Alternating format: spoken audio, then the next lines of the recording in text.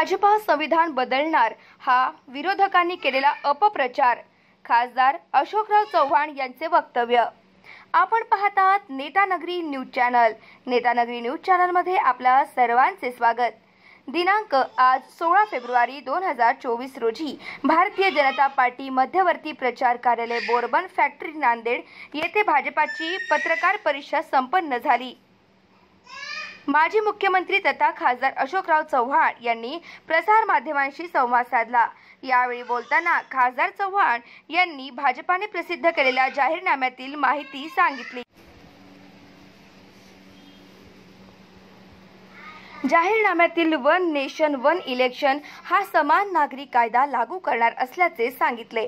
तसेच देशवासियांच्या हिताचे अनेक प्रश्न मार्गी लावण्याची गॅरंटी या जाहीरनाम्यातून देण्यात आली.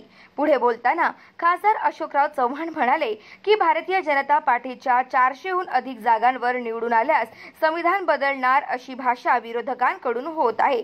हा केवळ विरोधकांनी केलेला अपप्रचार आहे. संविधान कोणीही बदलू शकत नाही असे मागेच सुप्रीम कोर्टाने सांगितले आहे.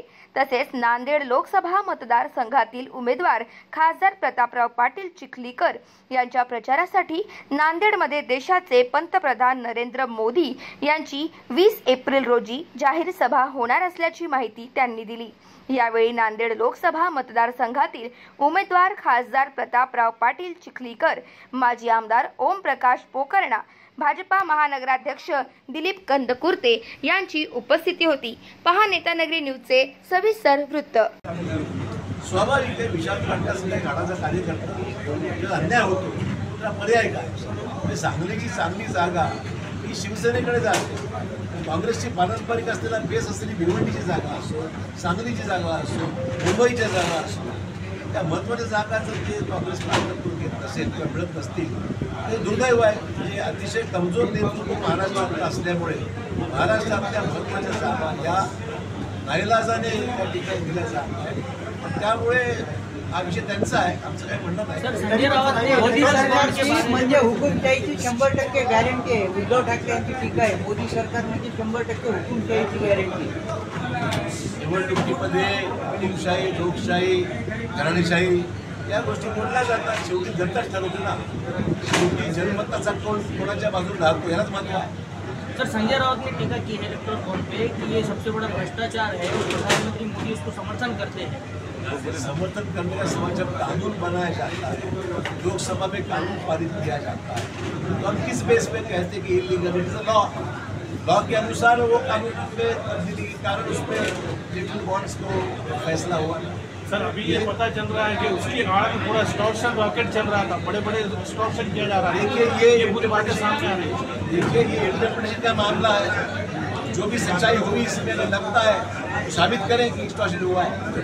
सर, नांदेडच्या काँग्रेस उमेदवाराने अशोकराव चव्हाण यांची पोकळी भरून काढला असं वक्तव्य केलं, याबद्दल आपण काय?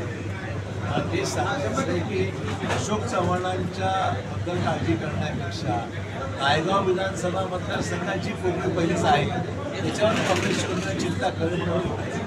सर, भाजपा की कैसे कहा है कि बीजेपी आने के बाद संविधान की तब्दीली लाएगी? क्या ये बात सरासर गलत है? सुप्रीम कोर्ट ने भी इसमें बयान दिया है या जजमेंट दिया है कि कॉन्स्टिट्यूशन के कोर इश्यूज को, कोर दावा जो है उसको कोई चेंज नहीं कर सकता है.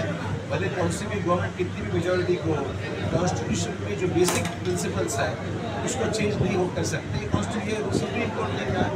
इसे कहने के बाद में बीजेपी के प्रधानमंत्री ने कहा कि हमको ऐसा करने का इरादा नहीं, हमने ऐसी बात करने करके हमने सोचा भी नहीं और हम कभी नहीं करेंगे. सर, मराठा आरक्षण को लेकर मुझे आपके मैनिफेस्टो में कोई बात नहीं लिखी गई है, क्या उस पर आपका? मराठा आरक्षण स्टेट का विषय है, कोई सेंट्रल गवर्नमेंट से संबंधित डायरेक्टली इशू नहीं, स्टेट गवर्नमेंट से संबंधित इशू है. केंद्र सरकार का इशू कब आएगा? जब ये मैटर केंद्र सरकार के पास जाएगा तब इशू आएगा. अब सवाल ये है कि ये मामले में जो भी करना है, एकनाथ शिंदे जी की गवर्नमेंट ने किया है. 10% आरक्षण ऑलरेडी दे चुके हैं. शुक्र समिति का रिपोर्ट जो प्राप्त हो उसके अनुसार 10% रिजर्वेशन मिला है. जो लोग कुंडली के उसके पास दाखिले हैं, पुराना रिकॉर्ड है, उनको कुंडली सर्टिफिकेट मिले, उसको ओबीसी सर्टिफिकेट मिले हैं. और जो रिश्तेदारों के बारे में बात है उस पर ऑब्जेक्शन जो प्राप्त हुए हैं, उस ऑब्जेक्शन के ऊपर चर्चा करके कोड ऑफ कंडक्ट रखने के बाद सुनवाई होगी. सुनवाई के बाद उस पर फैसला होगा। सर, चुनाव क्षेत्र में जब आप प्रचार किए जा रहे हैं, सिर्फ बीजेपी को ही क्यों टारगेट किया जा रहा है? ऐसा है कि चुनाव में सिर्फ बीजेपी की हर एक व्यक्ति, अब आप देखो, सबसे पहले बीजेपी के पास विकास का एजेंडा है। बीजेपी ने व्यक्तिगत तौर पे ना हमले किया, ना किसी ने किया है, व्यक्तिगत तौर पर आलोचना हमने किसी की नहीं की। कांग्रेस के लोगों के पास कोई आज कहने के लिए मुद्दा नहीं है, कोई देने जैसी चीज़ें नहीं है, जनता के सामने रखने का प्रोग्राम नहीं है, इसलिए व्यक्तिगत आलोचना में उतर आए होता है। इशू और क्या इशू? सर, पर्सनली तौर पे आपको और आपकी फैमिली को मराठा आरक्षण के नाम पर गांव में आने से रोका जा रहा है। बात सच नहीं। आज भी एक घटना ऐसी हुई थी। एक बार घटने में बात होती है, समझ सकता हूँ मैं, ऐसा माहौल हर जगह नहीं है। एकाध की घटना हो सकती है,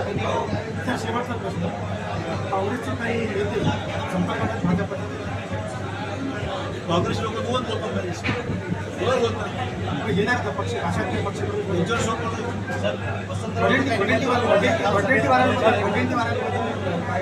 वडेट्टीवाराची माझी चर्चा नाही।